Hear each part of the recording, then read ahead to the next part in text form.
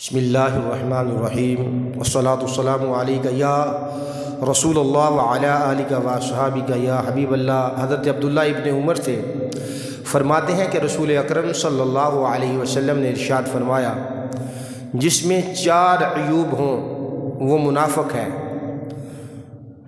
فرمایا وہ کون کون سے ہیں؟ فرمایا کہ جب تک وہ اسے چھوڑ نہ دے۔ پہلی بات یہ ہے کہ جب اس کے پاس امانت رکھی جائے تو وہ امانت میں خیانت کرے۔ کسی نے کوئی چیز رکھی ہے، اس کو آگے اپنے تصرف میں لاتا ہے، اس کی امانت میں خیانت کرتا ہے۔ دوسری بات بیان فرمائی جب بات کرے تو جھوٹ بولے۔ تیسری نشانی اللہ کے حبیب سرور کونین نے بیان فرمائی، جب وعدہ کرے تو وعدہ خلافی کرے، اور فرمایا جب لڑے تو لڑتے وقت گالیاں بکیں۔ یہ 4 نشانیاں بیان فرمائی ہیں، یہ منافق کی علامتیں ہیں۔